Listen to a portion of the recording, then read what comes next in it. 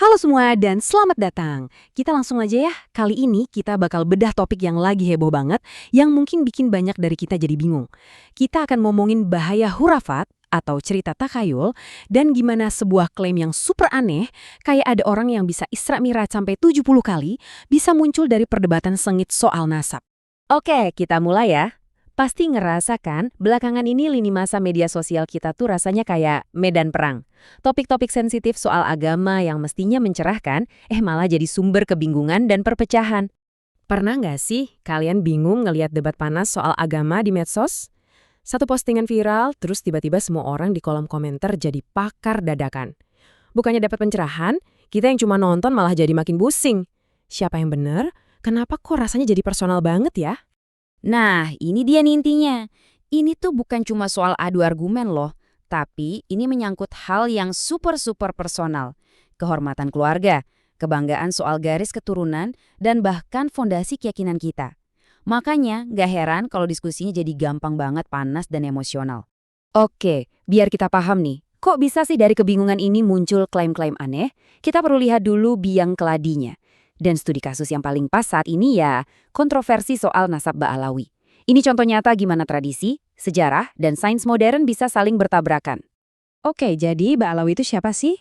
Simpelnya gini, ini tuh istilah buat para keturunan yang secara tradisi dipercaya punya garis nasab langsung ke Nabi Muhammad lewat cucu beliau, Husain bin Ali. Asal mereka dari Hadramaut, Yaman. Dan di wilayah kita sini, kita sering kenal mereka dengan sebutan Habaib. Perjalanan mereka ini panjang banget loh, lintas abad. Kita lihat ya, awalnya itu di abad ke-10 ada leluhur mereka, Ahmad Al-Muhajir, yang pindah dari Irak ke Yaman. Terus berabad-abad kemudian keturunannya mulai menyebar ke Asia Tenggara, India, Afrika Timur, buat dagang sama dakwah. Nah, fast forward ke sekarang di era medsos, nasab yang udah dijaga ratusan tahun ini malah jadi perdebatan panas. Nah, ini dia nih, jantung dari semua keributan ini. Intinya, ini tuh benturan antara dua cara pembuktian yang beda banget. Metode tradisional yang basisnya catatan dan pengakuan, lawan metode ilmiah modern yang basisnya data fisik. Coba deh kita lihat perbandingannya. Di satu sisi ada tim tradisional. Mereka buktinya pakai apa? Pakai sanad atau silsilah lisan, terus ada manuskrip-manuskrip keluarga, sama pengakuan dari para ulama. Nah, di sisi lain ada tim modern. Mereka datang bawa kritik sejarah ala akademisi dan yang paling heboh, ya tes DNA. Dua dunia yang berbeda mencoba menjawab satu pertanyaan yang sama.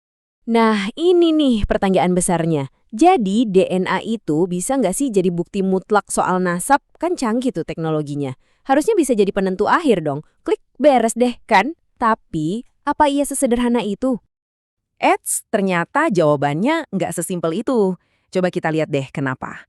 Poin paling utama nih, kita kan nggak punya sampel DNA pembanding langsung dari Nabi. Jadi mau dicojokin sama apa? Terus DNA itu kan buta sejarah.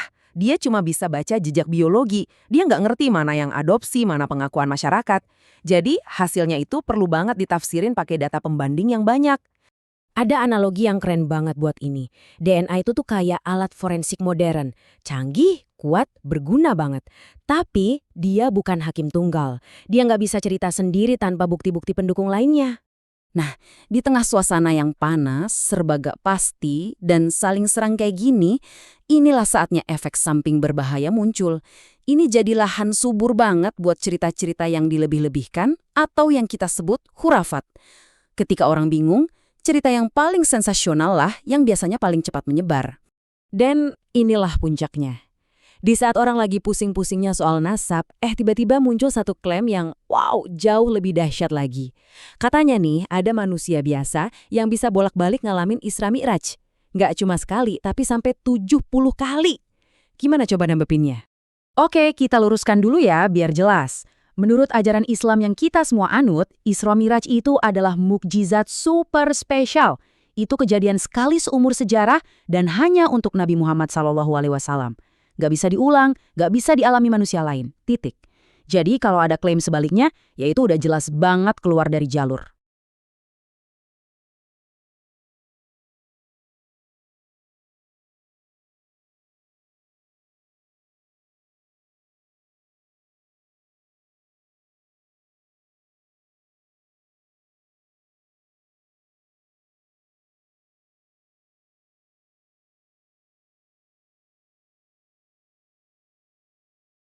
Terus, kok bisa sih ada cerita beginian dan ada aja yang percaya? Biasanya polanya gini. Satu, ada yang namanya gulu atau ngefans berlebihan sama satu tokoh. Saking ngefansnya, hal-hal mustahil pun ditempelin ke dia. Dua, ini penyakitnya tradisi lisan. Cerita dari mulut ke mulut yang makin lama makin dibumbuin. Dan yang ketiga, yang paling krusial, klaimnya nggak pernah dicek and recheck pakai standar Al-Quran dan hadis yang sahih. Oke, kita udah bongkar masalahnya dari A sampai Z. Sekarang, bagian yang paling penting. Terus kita harus gimana? Apa bekal kita biar nggak tersesat di hutan informasi yang ruwet ini? Ini dia, semacam toolkit buat kita semua. Yuk kita catat.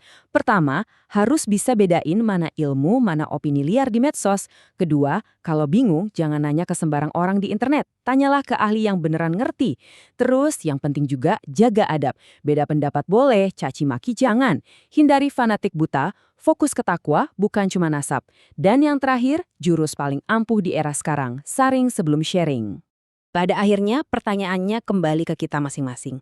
Di tengah lautan informasi yang super berisik ini, kita mau jadi apa? Mau jadi bagian dari kebisingan atau memilih untuk menjadi bijak?